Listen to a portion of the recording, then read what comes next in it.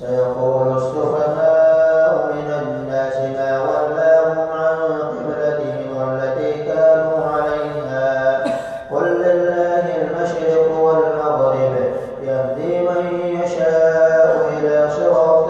مستقيم وكذلك جعلناكم أمة وسطا لتكونوا شهداء على الناس ويكون الرسول عليكم شهيدا وما جعلنا القبلة التي كنت عليها إلا لنعلم من يتبع الرسول ممن ينقلب على عقبيه وإن كانت لكبيرة إلا على الذين هدى الله وما كان الله ليضيع إيمانكم إن الله بالناس لرؤوف رحيم قد نرى تقلب وجهك في السماء فلنولينك قبلة ترضاها فول وجهك شطر المسجد الحرام وحيثما كنتم فولوا وجوهكم شطره وإن الذين أوتوا الكتاب ليعلمون أنه الحق من ربهم وما الله بغافل عما يعملون ولئن أتيت الذين أوتوا الكتاب بكل آية ما تبعوا قبلتك وما أنت بتابع قبلتهم وما بعضهم بتابع قبلة بعض ولئن اتبعت أهواءهم من بعد ما جاءك من العلم إنك إذا لمن الظالمين الذين آتيناهم الكتاب يعرفونه كما يعرفون أبناءهم وإن فريقا منهم ليكتمون الحق وهم يعلمون الحق من ربك فلا تكونن من الممتدين ولكل وجهة هو موليها فاستبقوا الخيرات أينما تكونوا يأت بكم الله جميعا إن الله على كل شيء قدير ومن حيث خرجت فول وجهك شطر المسجد الحرام وإنه للحق من ربك وما الله بغافل عما تعملون ومن حيث خرجت فول وجهك شطر المسجد الحرام وحيثما كنتم فولوا وجوهكم شطره لئلا يكون للناس عليكم حجة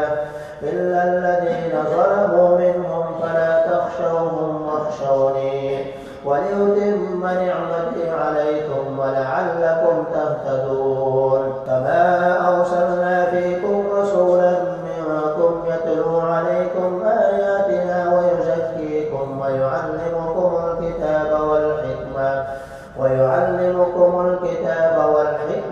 ويعلمكم ما لم تكونوا تعلمون فاذكروني أذكركم واشكروا لي ولا تكفرون يا أيها الذين آمنوا استعينوا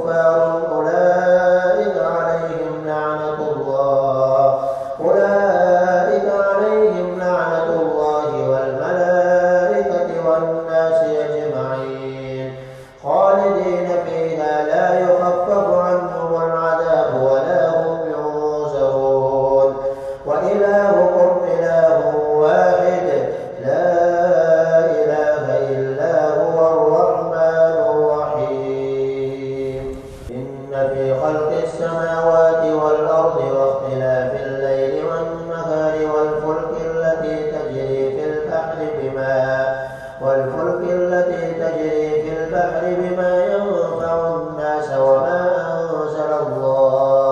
وما أنزل الله من السماء من ماء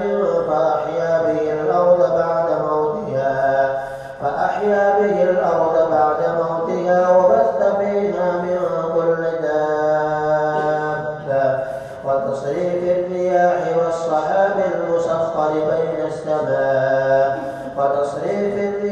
والسحاب المسخر بين السماء والأرض لآيات لقوم يعقلون ومن الناس من يتخذ من دون الله أندادا يحبونهم كحب الله والذين آمنوا أشد حبا لله ولو يرى الذين ظلموا إذ يرون العذاب أن القوة لله جميعا وأن الله شديد العذاب إذ تبرأ الذين اتبعوا من الذين اتبعوا ورأوا العذاب وتقطعت بهم الأسباب فقال الذين اتبعوا لو أن لنا كرة فنتبرأ منهم كما تبرأوا منا كذلك يريهم الله أعمالهم حسرات عليهم وما هم بخارجين من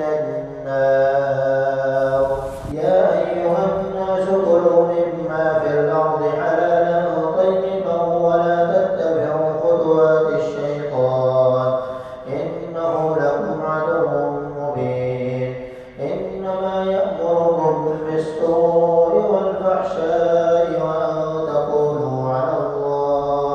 وأن تقولوا على الله ما لا تعلمون وإذا قيل لهم اتبعوا ما أنزل الله قالوا بل نتبع ما ألفينا عليه آباءنا أولو كان آباؤهم لا يعقلون شيئا ولا يهتدون ومثل الذين كفروا كمثل الذي ينعق بما لا يسمع إلا دعاء ونداء صم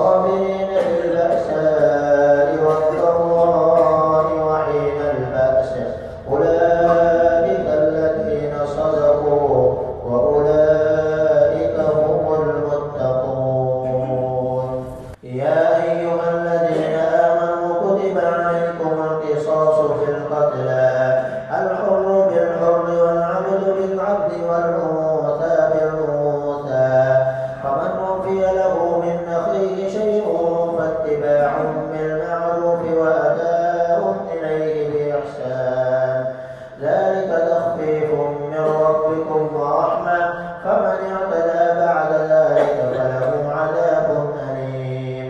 ولكم في القصاص حياة يا أولي الألباب لعلكم تتقون. كتب عليكم إذا حضر أحدكم الموت إن ترك خيرا الوصية للوالدين والأقربين بالمعروف حقا على المتقين.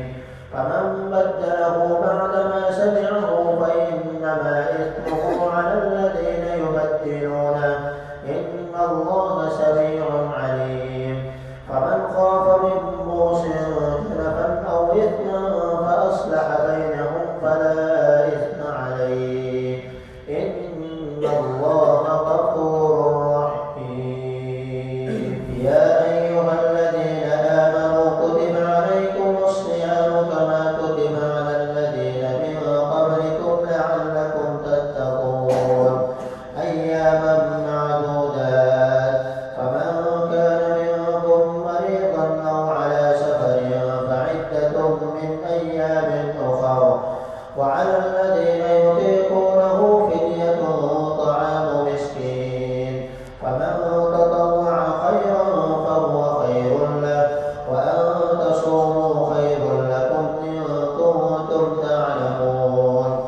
شهر رمضان الذي أنزل فيه القرآن هدى للناس وبينات من الهدى والفرقان. فمن شهد منكم الشهر فليصم. ومن كان مريضا أو على سفر فعدة من أيام أخر. يريد الله بكم اليسر ولا يريد بكم العسر ولتكملوا العدة ولتكبروا الله على ما هداكم ولعلكم تشكرون. وإذا سألك عبادي عني فإني قريب أجيب دعوة الداعي إذا دعان فليستجيبوا لي وليؤمنوا بي لعلهم يرشدون. أحل لكم ليلة الصيام الرفث إلى نسائكم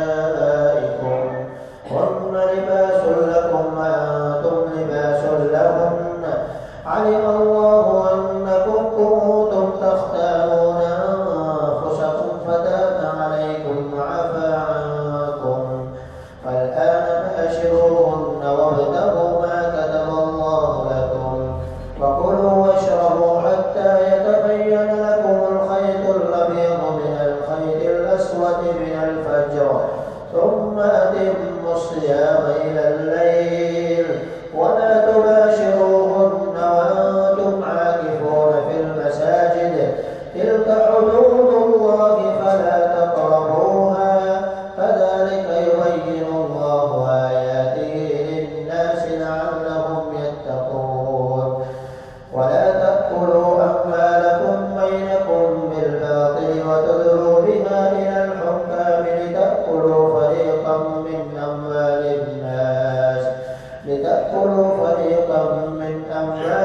الناس بالإثم وأنتم تعلمون. يسألونك عن الأهلة قل هي مواقيت للناس والحج وليس البر بأن تأتوا البيوت من ظهورها ولكن البر من اتقى وأتوا البيوت من أبوابها واتقوا الله لعلكم تفلحون. فقاتلوا في سبيل الله الذين يقاتلونكم ولا تعتدوا إن الله لا يحب المعتدين. واقتلوهم حيث ثقفتموهم وأخرجوهم من حيث أخرجوكم والفتنة أشد من القتل ولا تقاتلوهم عند المسجد الحرام حتى يقاتلوكم فيه فإن قاتلوكم فاقتلوهم كذلك جزاء الكافرين. فإن انتهوا فإن الله غفور رحيم. وقاتلوهم حتى لا تكون فتنة ويكون الدين لله فإن انتهوا فلا عدوان إلا على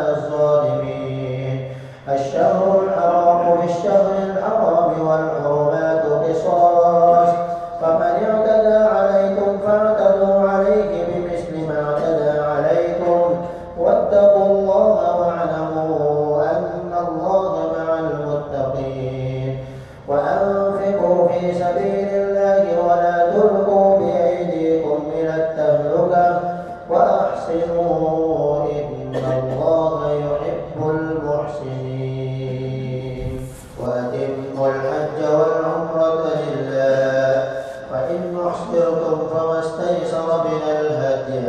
ولا تحلقوا رؤوسكم حتى يبلغ الهدي محله فمن كان منكم مريضا أو به أذى من رأسه ففدية من صيام أو صدقة أو نسك فإذا أمنتم فمن تمتع بالعمرة إلى الحج فما استيسر من الهدي فمن لم يجد فصيام 3 أيام في الحج و7 إذا رجعتم تلك 10 كاملة ذلك لمن لم يكن أهله حاضر المسجد الحرام واتقوا الله واعلموا أن الله شديد العقاب الحج أشهر معلومات فمن فرض فيهن الحج فلا رفث ولا فسوق ولا جدال في الحج وما تفعلوا من خير يعلمه الله وتزودوا فإن خير الزاد التقوى واتقون يا أولي الألباب ليس عليكم جناح أن تبتغوا فضلا من ربكم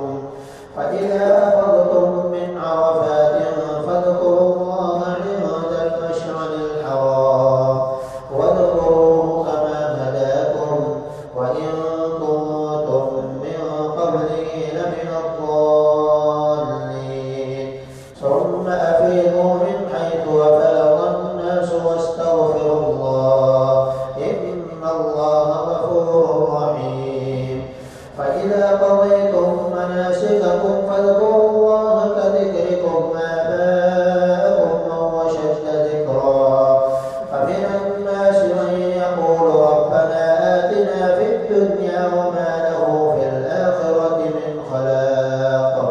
ومنهم من يقول ربنا آتنا في الدنيا حسنة وفي الآخرة حسنة وقنا عذاب النار أولئك لهم نصيب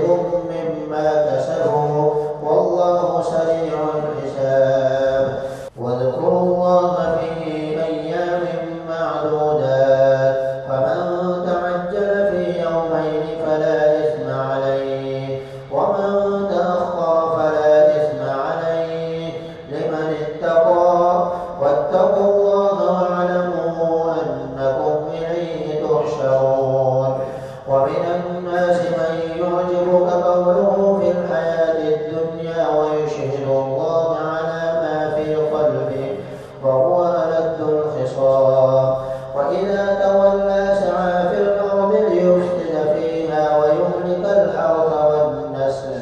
والله لا يحب الفساد وإذا قيل له اتق الله أخذته العزة بالإثم فحسبه جهنم ولبئس المهاد ومن الناس من يشري نفسه ابتغاء مرضات الله والله رؤوف بالعباد يا أيها الذين آمنوا ادخلوا في السلم كافة ولا تتبعوا خطوات الشيطان إنه لكم عدو مبين فإن زللتم من بعد ما جاءتكم البينات فاعلموا أن الله عزيز حكيم هل ينظرون إلا أن يأتيهم الله في ظلل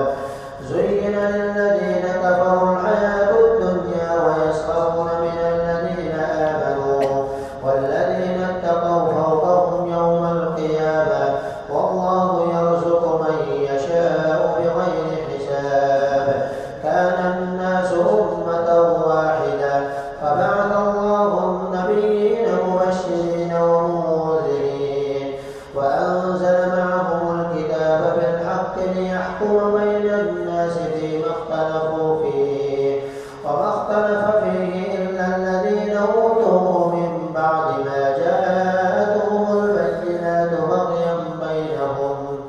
فهدى الله الذين آمنوا لما اختلفوا فيه من الحق بإذنه والله يهدي من يشاء إلى صراط مستقيم. أم حسبتم أن تدخلوا الجنة ولما يأتكم مثل الذين خلوا من قبلكم مستهم البأساء والضراء وزلزلوا حتى يقول الرسول والذين آمنوا معه متى نصر الله ألا إن نصر الله قريب.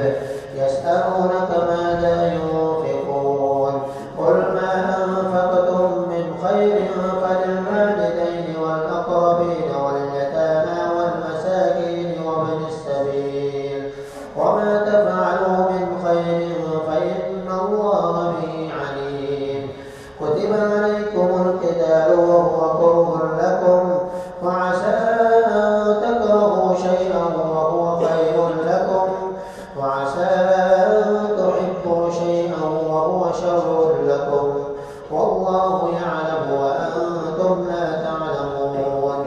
يسألونك عن الشهر الحرام قتال فيه قل قتال فيه كبير وصد عن سبيل الله وكفر به والمسجد الحرام وإخراج أهله منه أكبر عند الله والفتنة أكبر من القتل ولا يزالون يقاتلونكم حتى يردوكم عن دينكم إن استطاعوا ومن يرتد منكم عن دينه فيمت وهو كافر فأولئك حبطت أعمالهم في الدنيا والآخرة وأولئك أصحاب النار هم فيها خالدون. إن الذين آمنوا والذين هاجروا وجاهدوا في سبيل الله أولئك يرجون رحمة الله والله غفور رحيم. يسألونك عن الخمر والميسر قل فيهما إثم كبير ومنافع للناس وإثمهما أكبر من نفعهما ويسألونك ماذا ينفقون قل العفو كذلك يبين الله لكم الآيات لعلكم تتفكرون في الدنيا والآخرة. ويسألونك عن اليتامى قل إصلاح لهم خير وإن تخالطوهم فإخوانكم والله يعلم المفسد من المصلح ولو شاء الله لأعنتكم إن الله عزيز حكيم. ولا تنكحوا المشركات حتى يؤمن ولأمة مؤمنة خير من مشركة ولو أعجبتكم ولا تنكحوا المشركين حتى يؤمنوا ولعبد مؤمن خير من مشرك ولو أعجبكم أولئك يدعون إلى النار والله يدعو إلى الجنة والمغفرة بإذنه ويبين آياته للناس لعلهم يتذكرون. ويسألونك عن المحيض قل هو أذى فاعتزلوا النساء في المحيض ولا تقربوهن حتى يطهرن فإذا تطهرن فأتوهن من حيث أمركم الله إن الله يحب التوابين ويحب المتطهرين. نساؤكم حرث لكم فأتوا حرثكم أنى شئتم وقدموا لأنفسكم واتقوا الله واعلموا أنكم ملاقوه وبشر المؤمنين. ولا تجعلوا الله عرضة لأيمانكم أن تبروا وتتقوا وتصلحوا بين الناس والله سميع عليم. لا يؤاخذكم الله باللغو باللغو في أيمانكم ولكن يؤاخذكم بما كسبت قلوبكم والله غفور حليم. للذين يؤلون من نسائهم تربص 4 أشهر فإن فاءوا فإن الله غفور رحيم. وإن عزموا الطلاق فإن الله سميع عليم. والمطلقات يتربصن بأنفسهن 3 قروء ولا يحل لهن أن يكتمن ما خلق الله في أرحامهن إن كن يؤمن بالله واليوم الآخر وبعولتهن أحق بردهن في ذلك إن أرادوا إصلاحا ولهن مثل الذي عليهن بالمعروف وللرجال عليهن درجة والله عزيز حكيم. الطلاق 2 فإمساك بمعروف أو تسريح بإحسان ولا يحل لكم أن تأخذوا مما آتيتموهن شيئا إلا أن يخافا ألا يقيما حدود الله فإن خفتم ألا يقيما حدود الله فلا جناح عليهما فيما افتدت به تلك حدود الله فلا تعتدوها ومن يتعد حدود الله فأولئك هم الظالمون. فإن طلقها فلا تحل له من بعد حتى تنكح زوجا غيره فإن طلقها فلا جناح عليهما أن يتراجعا إن ظنا أن يقيما حدود الله وتلك حدود الله يبينها لقوم يعلمون. وإذا طلقتم النساء فبلغن أجلهن فأمسكوهن بمعروف أو سرحوهن بمعروف ولا تمسكوهن ضرارا لتعتدوا ومن يفعل ذلك فقد ظلم نفسه ولا تتخذوا آيات الله هزوا واذكروا نعمة الله عليكم وما أنزل عليكم من الكتاب والحكمة يعظكم به واتقوا الله واعلموا أن الله بكل شيء عليم. وإذا طلقتم النساء فبلغن أجلهن فلا تعذروهن أن ينكحن أزواجهن إذا تراضوا بينهم بالمعروف ذلك يوعظ به من كان منكم يؤمن بالله واليوم الآخر ذلكم أزكى لكم وأطهر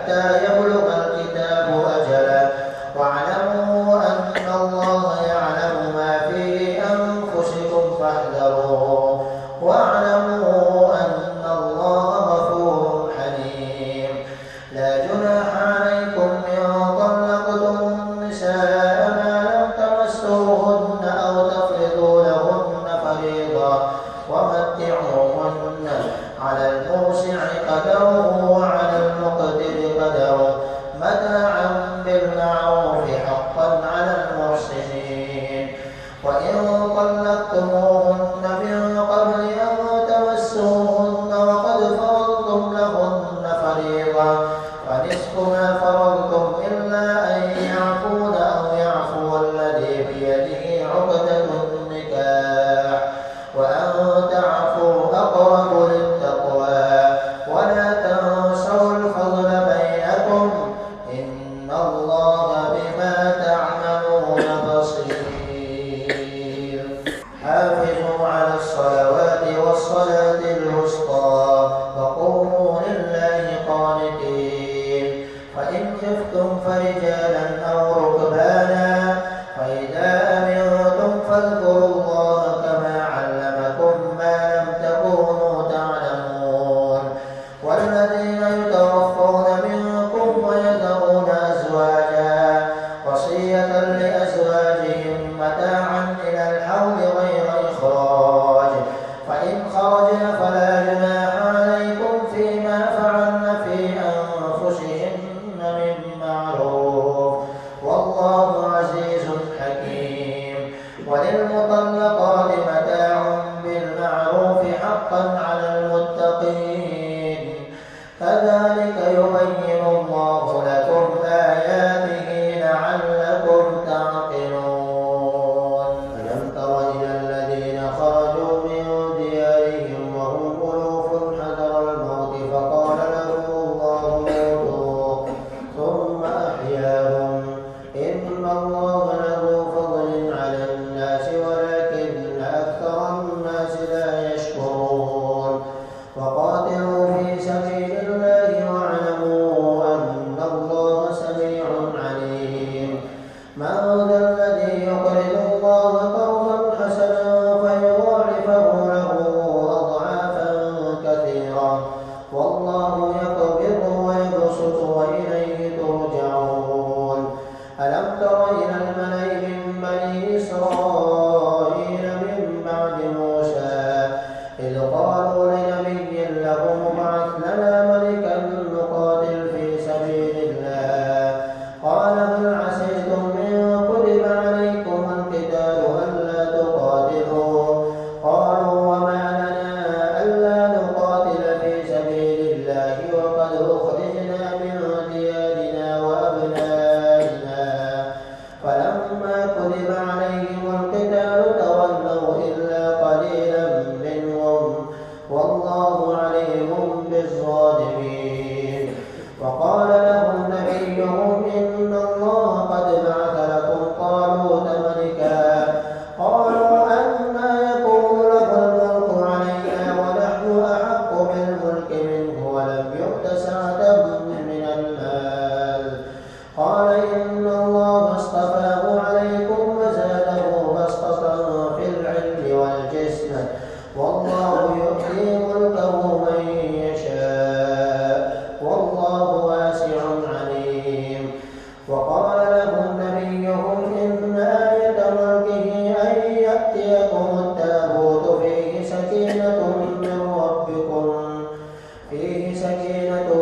ربكم وبقية مما ترك آل موسى وآل هارون تحمله الملائكة إن في ذلك لآية لكم إن كنتم مؤمنين. فلما فصل طالوت بالجنود قال إن الله مبتليكم بنهر فمن شرب منه فليس مني ومن لم يطعمه فإنه مني إلا من اغترف غرفة بيده فشربوا منه إلا قليلا منهم فلما جاوزه هو والذين آمنوا معه قالوا لا طاقة لنا اليوم بجالوت وجنوده قال الذين يظنون أنهم ملاقو الله كم من فئة قليلة غلبت فئة كثيرة بإذن الله